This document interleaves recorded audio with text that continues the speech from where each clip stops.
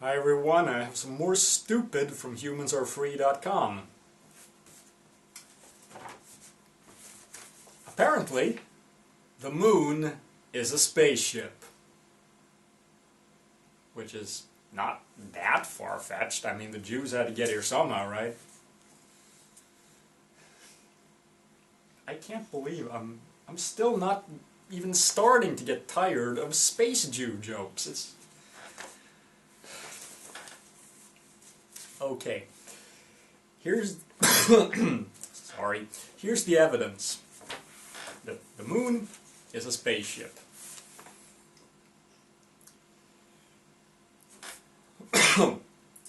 The moon is the eye in the sky to the inhabitants of Earth. It provides us with the natural tidal cycles which are said to maintain the equilibrium of all species on the planet. I don't even know what that means. Peculiarly, certain phases of the moon cycle are even known to affect our moods and emotions. That is bullshit. That's a myth. There's absolutely no science to back that up. It's all anecdotal. The whole, people go crazy when the full moon is out. No. Most will likely never question the existence or makeup of the moon. Well, I think we all know it's made of green cheese, right? As it does its usual routine, blah, blah, blah, blah, blah. Much controversy exists around the origin and makeup of the moon today. If by much you mean virtually none, then yeah. And one of the largest arguments surrounding... Damn, this cough just won't give up. One of the largest arguments surrounding the satellite is the solidity, or lack thereof, of its center, which is a small, solid iron core. This is not in dispute. So, where's this... If that's the largest argument, then I wonder what the smallest one is. And the process by which we got our moon in the first place. Yeah, we don't know. But there are... yeah, we're gonna get to that, by the way. I've actually read this and taken some notes in advance this time. So I'm gonna try not to get as many things wrong as last time. Besides, this is not about biology, so I'm probably safe anyway. Currently, there are around 5 widely discussed theories of moon formation. There's actually one. They are as follows. 1. Capture. This theory proposes that the moon was captured by the gravitational pull of the Earth. Okay. Yeah, they're going to mention a problem with that one. The capture mechanism. Yeah, that's not the only problem. The biggest problem is that we would then expect isotope ratios to be very different in the Earth and the Moon, and they're not, indicating that they formed together, or that the Moon actually formed from pieces of the Earth, or something to that effect. So capture has been virtually ruled out. 2. Fission, yeah. Well, this explains the isotope thing, but here's the idea is that the moon just broke off from the Earth. The Earth was spinning so fast when it just formed, that when it was still forming, that basically the moon just broke off due to centrifugal force, and that would require a very ridiculous angular velocity. So, no, it's not realistic. Accretion. This hypothesis states that the Earth and the Moon formed together as a double system from the primordial accretion disk of the solar system. The problem with this hypothesis is that it does not explain the angular momentum of the Earth-Moon system, or why the Moon has a relatively small iron core compared to the Earth. Well, yeah. Note that it is stated here that it has a small iron core. It's about 25% of the Moon's radius compared to 50% for the Earth. I haven't checked those numbers. I think it's about right. But we're in agreement that the Moon does have a small solid iron core. They didn't say solid, but, well, it would be solid due to the pressure. So, I guess yeah. They're going to go on to say that the moon is hollow later on, so. 4. Geo Reactor Explosion. I hadn't heard of this one, actually. A more radical alternative hypothesis published in 2010 proposes that the moon may have formed from the explosion of a georeactor located along the core mantle boundary at the equatorial plane of a rapidly rotating Earth. Basically a natural nuke going off, an uncontrolled chain reaction of nuclear fission. Sounds a bit far-fetched, but possible. And I haven't done research into this, but off the top of my head, I don't see why this could be ruled out. What I can say is that there's absolutely not one shred of evidence to support it, but I think this is the best one so far. Because I can't immediately rule it out. All I can say is, really, what? You know, I think it's a bit, yeah, it's a bit far-fetched, but not at all impossible, to my knowledge. 5. The giant impact theory. I don't know if it qualifies as a theory. It's usually referred to as a hypothesis. This was the most commonly accepted theory up until recently. If by the summer of 2014, after this was written, you mean, yeah, up until recently. Because it's still the most probable, it's still regarded as the most probable explanation. And for one source, here you have one. And unlike these morons, I cite peer-reviewed sources.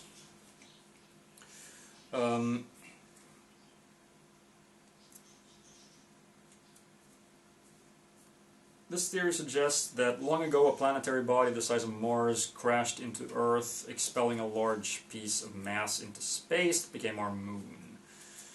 While this hypothesis explains many aspects of the Earth-Moon system, there are still a few unresolved problems facing it. True.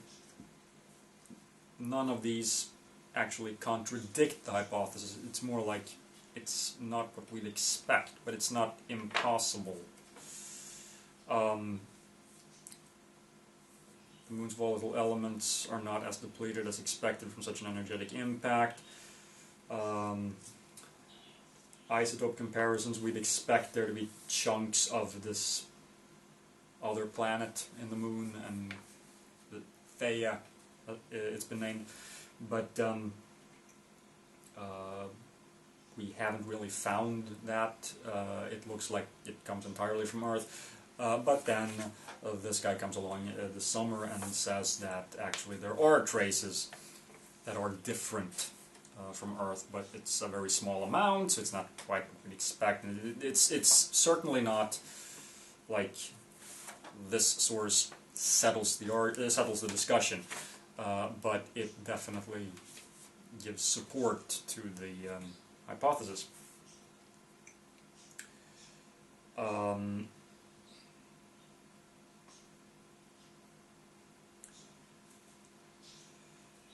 Unfortunately, none of the previous theories provide answers to the big questions surrounding the Moon's origins, such as, and by the way, unanswered questions does not mean false model. What is apparent, however, is the number of strange facts about the Moon which conjure up many hmms about its existence. Let's take a look at some of them, and now it's going to get a little funny, I hope. 1. The Moon's age. The Moon is far older than previously expected, maybe even older than the Earth or the Sun. The oldest age for the Earth is estimated, measured, to be 4.6 billion years old. That's rounded up a bit. Moon rocks were dated at 5.3 billion years old, and the dust upon which they were resting was at least another billion years older. The dust upon which they were resting, I thought the dust that rested upon the rocks. Oh, whatever. So the moon is supposed to be 6.3 billion years old, and the source cited is the author's ass. 4.527 billion years, according to this peer-reviewed source from 2005.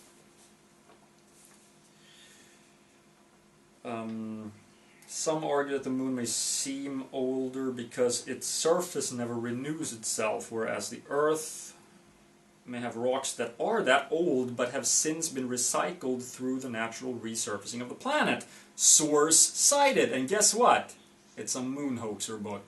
Let's see, it's called Apollo and the Whistleblowers or something like that. Yeah, Bennett and Percy. Dark Moon, Apollo and the Whistleblowers. So yeah, they're not citing any source. Once again, pulled straight out of ass. 2. Rock's origin. The chemical composition of the dust upon which the rocks sat differed remarkably from the rocks themselves, contrary to accepted theories that the dust resulted from weathering and breakup of the rocks themselves. The rocks had to come from somewhere else. Well, you know, meteor impacts. Boom! Crap flies out and lands in places. You know, there's really nothing strange about that. Heavier elements on the surface.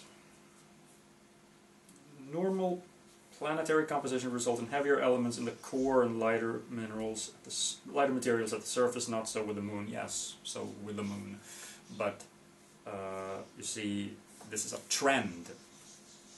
You'll find that most of the heavy elements are deep down, just like with any other planetary body.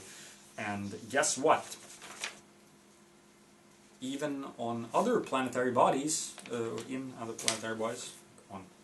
Earth, there are heavier elements on or near the surface. Where do you think we mine for stuff? It's pretty near the surface, and we find heavy elements here as well. But the trend is that heavy stuff goes to the bottom. In other words, it's in the center. That's a trend. 4. Water vapor. On March 7th, 1971, lunar instruments placed by the astronauts recorded a vapor cloud of water passing across the surface of the moon. The cloud lasted 14 hours and covered an area of about 100 square miles. So, 5. Magnetic rocks. Maybe I should explain this. So, I have nothing more to say. Just so. 5. Magnetic rocks. Moon rocks were magnetized. This is odd because there's no magnetic field on the moon itself. So, that doesn't mean there can't be magnetic materials on the moon.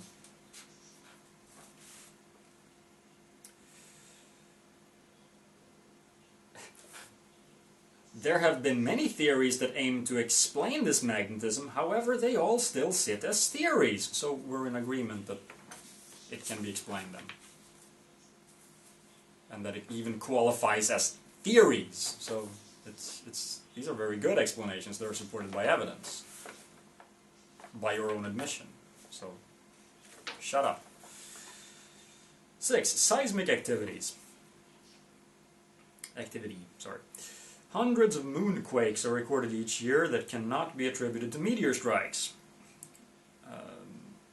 True.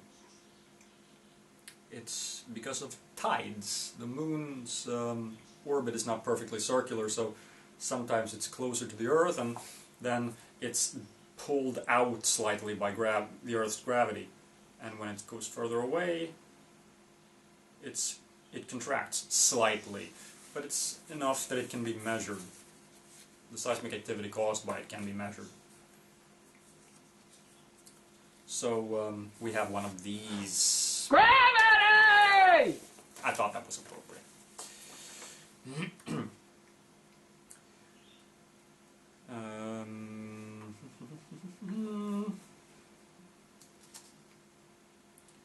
These observations have proved to be precisely identical and periodical, repeating themselves as the moon moves closer to the Earth. These are probably not natural phenomena. So tides are not natural phenomena, is what you're saying. Wow. You even explain that they occur as the moon moves closer to the Earth, and, well, closer to and further away from.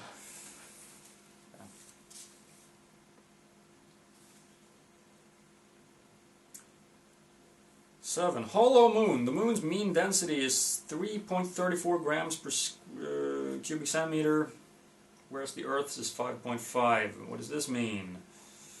Well, it means that the moon's iron core is smaller, as we've already covered. No. It's because the moon is hollow, which means it can't be a natural satellite, because Carl Sagan said that a natural satellite can't be a hollow object. Well, it's not hollow. And my memory card appears to be full. Be right back. Okay, where were we?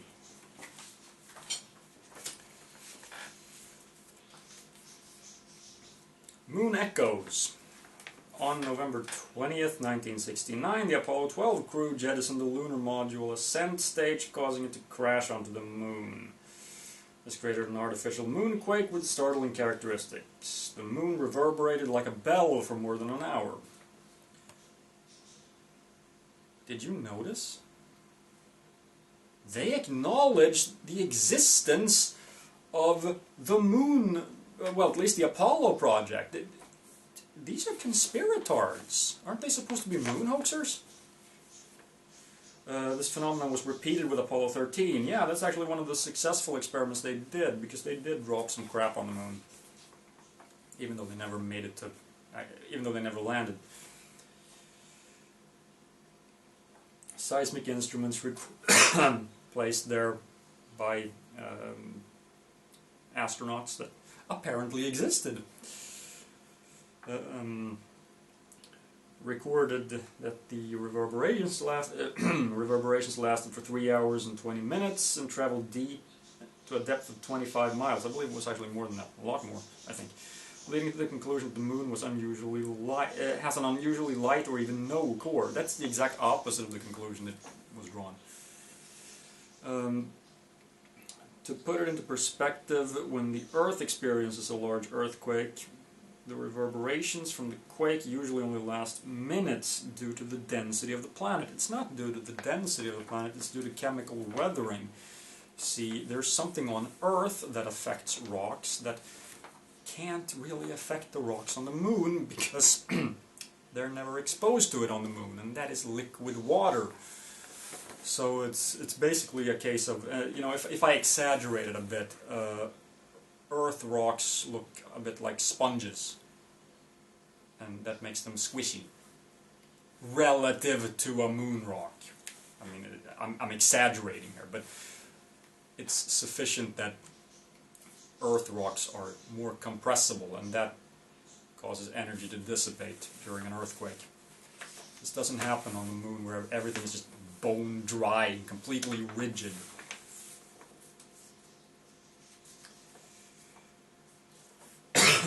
So the moon vibrates longer when a quake occurs. This was expected.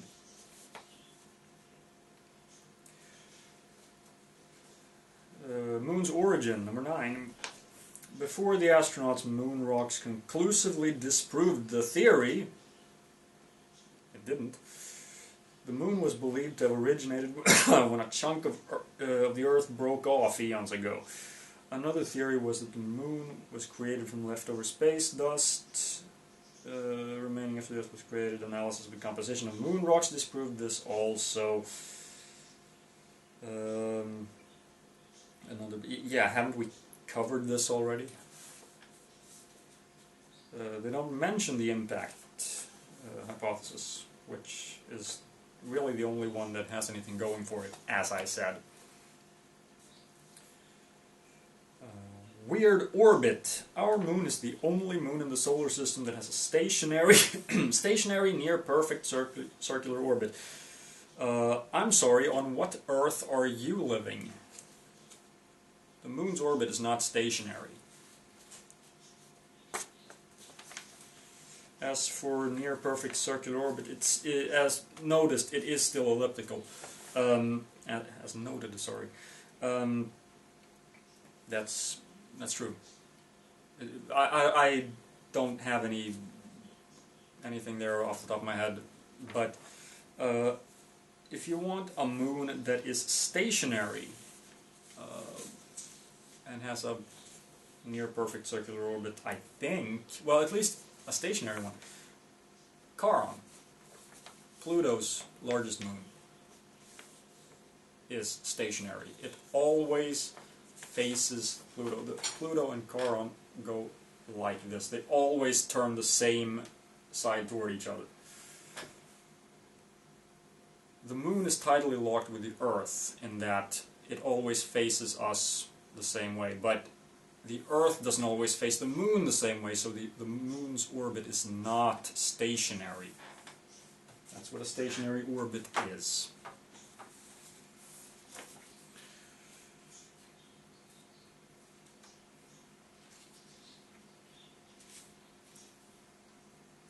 Stranger still, the moon's center of mass is about 6,000 feet closer to the Earth than its geometric center, which should cause wobbling. Yes, if it weren't for the fact that it's tidally locked.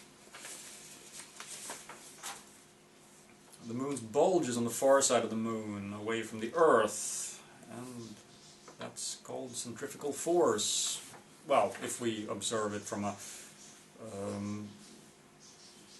before we get the whole centrifugal versus centripetal thing going, if we regard the Earth as stationary and we're looking at the moon and it's going around,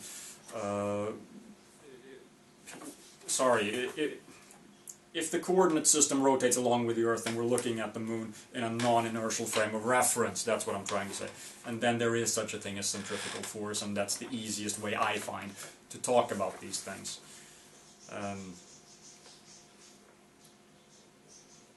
So we would expect a bulge on the far side of the moon. It seems that something must have put the moon in orbit with this precise altitude, course, and speed. Well, something did. What did?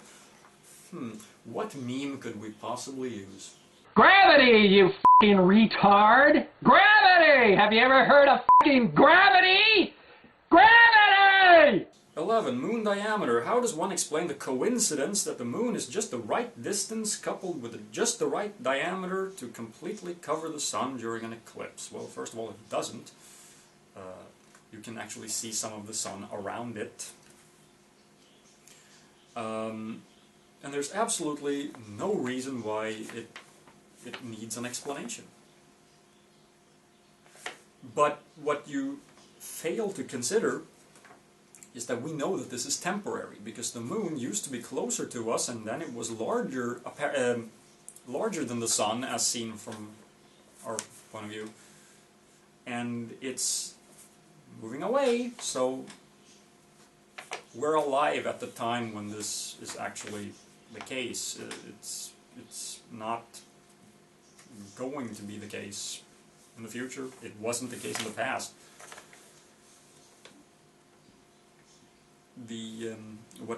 What you should be asking is, how do we explain the coincidence that we happen to be alive right now?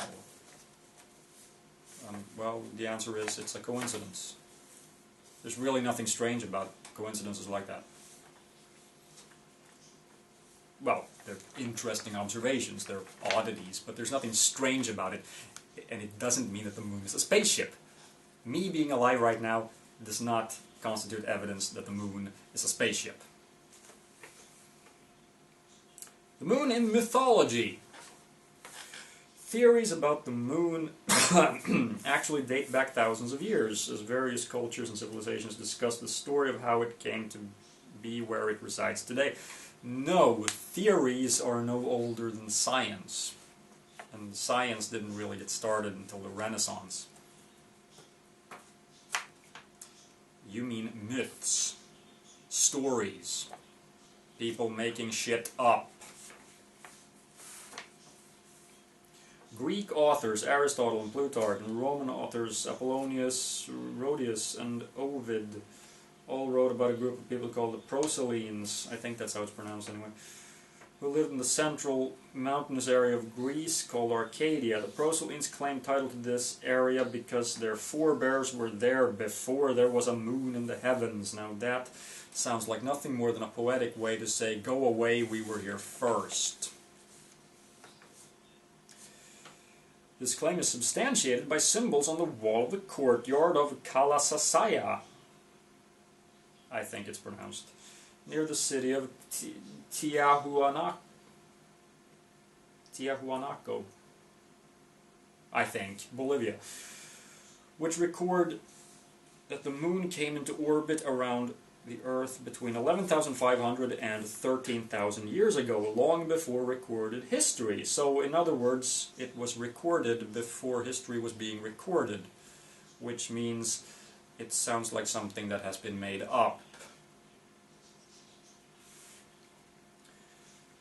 Zulu shaman Credo Mutwa said that Zulu legends believe the moon to be hollow and the home of the python, or Chitauri, or as David Icke calls it, enough said.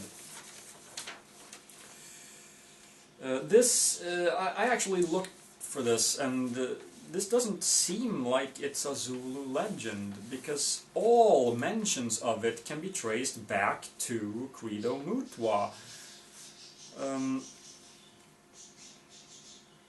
And David Icke. So, I'm going to completely dismiss this. I don't even think this is mythology. I think it's made up mythology. As in, no one ever actually believed this stuff. Except now, people like Jordan probably believe it. So it doesn't really count as mythology. But even if it were mythology, let's say it is. Let's say that I just didn't find any source that accurately portrays this as part of Zulu mythology. It's still just mythology. So, we know better today. We've sent seismic waves deep into the moon. We know it has a solid interior. So the legend must be wrong. Could it be true? No. Outrageous as the spacecraft moon theory it's not a theory, might first appear, consider how this model reconciles all the mysteries of the moon. It doesn't. It doesn't explain, for example, why it's not anything like a spaceship. I mean, it looks an awful lot like a natural satellite in every conceivable way, and that's one mystery it doesn't explain. It actually creates a mystery. It doesn't explain a mystery. It explains why the moon gives evidence of being older than the Earth. It doesn't. And perhaps even our solar system. Bullshit. And why there are 3 distinct layers within the moon.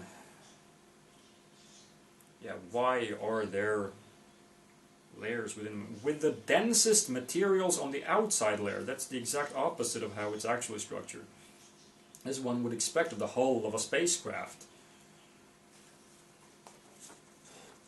Okay, the heavy stuff is inside. The iron core is in the middle. That's why it's called the core. And how do we explain the layered structure?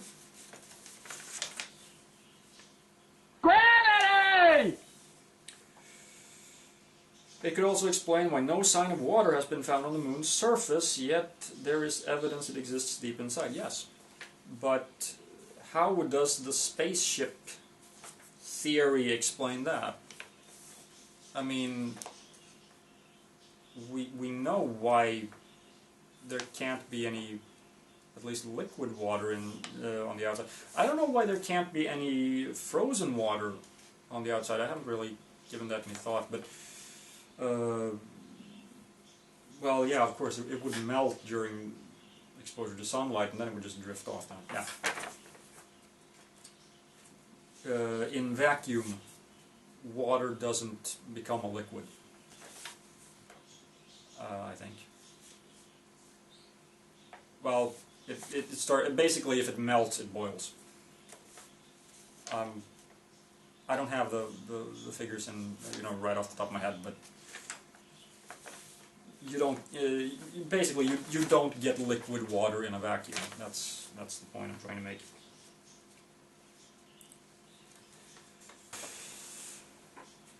Perhaps the remnants of this theory would also. It's not a theory.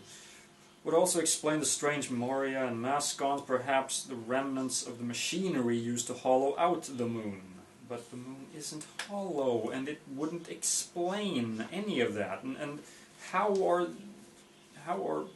these remnants of machinery? What are you talking about? The idea of an artificial satellite could explain the odd rhythmic moonquakes? No, it actually couldn't. As artificial constructs reacting the same way during periods of stress from the Earth's pull. Oh, so only artificial constructs react to tides, is what you're saying. This is a textbook violation of Occam's razor. Natural materials would react that way because of the stress. Artificial ones would also react that way. Therefore, it's more credible that they are artificial. What? Despite the fact that we have no evidence of that. Yeah, that's a textbook violation of Occam's razor. It's also impossible because there's... because the moon is not a spaceship!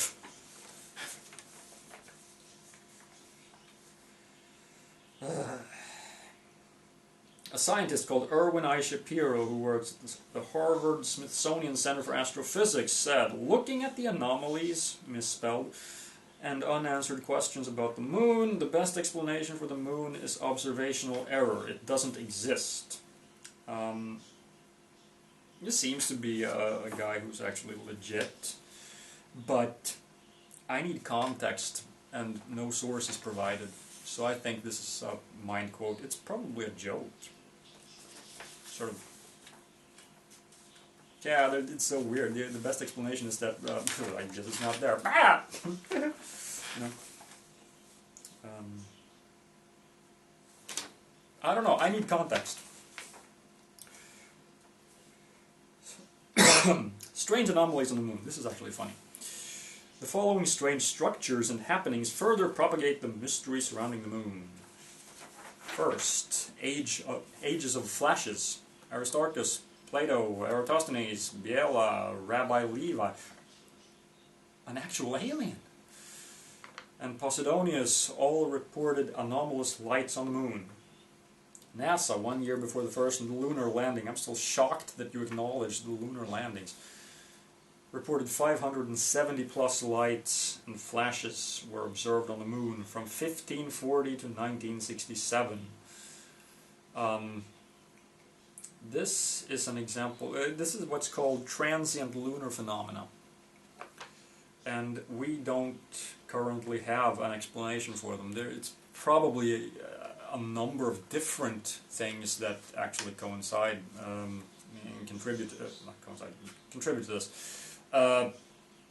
For one, these only seem to happen when observing the moon from the Earth, so it could be a case of the Earth's atmosphere messing with us. And we never see a single case of this light being observed from one guy way over here and another guy way over here, and both see it in the same location on the moon. That doesn't happen. it's only one guy here can see it over there on the moon, and then it could be that there's some crap in the atmosphere between him and the moon. So we haven't been able to rule out atmospheric interference. It could also be that there are phenomena on the moon, like outgassing, for example. There's a moonquake and some gas escapes from inside and refracts the sunlight. It could be the flash of a meteor impact. There could, I don't know, this is something I read, but I'm not sure how credible it is, but some electrostatic phenomena, some sort of interaction between the solar wind and dust on the moon.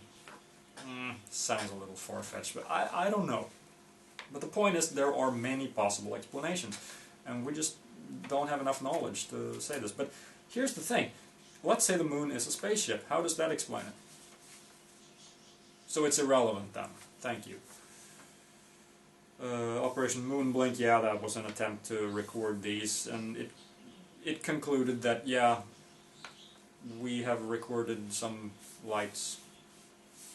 So in other words, nothing. The Shard, 3. The Shard, an obelisk-shaped object that towers 1.5 miles from the Ukert area of the moon's surface, was discovered by Orbiter 3 in 1968. Yeah, here's a picture of it.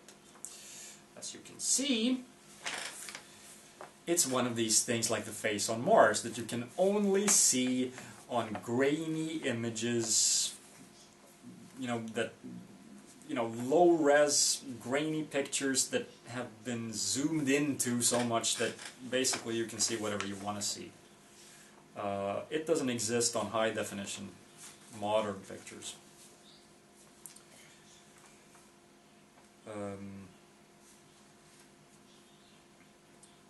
The tower, yeah, same thing there.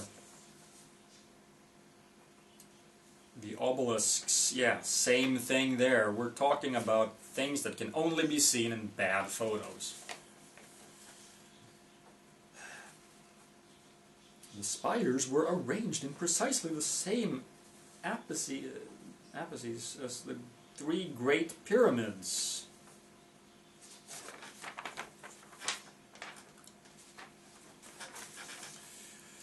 The subject of the moon is a touchy one for many. Any suggestion of the moon not being what we're told is usually followed by accusations of conspiracy and pseudoscience. No, but bad science is. And I'm not accusing anyone of any conspiracy. I am accusing you of thinking that accusing people of conspiracies is an explanation. That's what I'm accusing you of. And this is definitely pseudoscience. Although there may be many theories that aim to debunk all aspects of this theory, it's not a theory, there are too many factors that still don't add up, such as, how is it that seemingly unconnected ancient cultures have their own version of the artificial moon myth? Probably the same reason why so many ancient cultures thought the sun was a deity. I mean, it's just, it's there. And people make up stories. Is it strange that when you have a lot of people making up stories that sometimes they will match? No. There's nothing strange about that. Why are there unexplained geometric structures on the surface of the moon? There aren't. Which correlate with structures found in Egypt and other primitive locations. Yeah. There aren't. How is it that by miraculous chance the moon perfectly eclipses the sun? Covered it. NASA is a government agency. Government agencies are known to have a history of information concealment from the general public. Questioning NASA's story isn't ludicrous. But you see, there are a couple of problems here. First of all, I agree that questioning the story that they come up with is not at all ludicrous. It should be questioned. But it's not just NASA. It's all of science. It's the scientific community. You know, NASA's scientists are not the only ones looking at the moon. And also, even NASA's scientists submit to peer review, like any other scientist. So, if you look in the peer-reviewed literature, it doesn't matter if you trust NASA or not. What matters is, do you understand the method? So don't blame this on NASA and say, oh, NASA's lying. No, that has nothing to do with it. Even if they are, well, they lie well enough to fool the entire world, the scientific community, and they everything in their articles checks out so that it gets through peer review, and that scrutiny is nasty, and it gets through. So I guess the entire scientific community has to be in on it. Yeah, either that, or it actually does hold up. Maybe you should get an education and check it out yourself if you don't trust the scientific community. But no, that's out of the question, of course. Because getting an education would just be brainwashing. I mean, if you know what you're talking about, you obviously don't know what you're talking about. That follows logically, right? Oh, wait. Nevertheless, we are left simply curious, as no one can currently complete the narrative of the moon's origin. So how about doing some science instead of just, spreading mistrust of the scientific method? Help out instead. No, it's much more fun to hinder progress than to actually help out. Yeah, sure. We encourage you to think outside the box in this regard, as history and mainstream science provide only a limited perspective on the matter. Yeah, it's limited to what's actually... it's limited to what checks out. That's a good thing. The alternative is making shit up, like you're doing. Perhaps George Lucas was onto something after all. No! George Lucas was on something when he made up Jar Jar Binks, but... just... no. Okay, well, that was stupid.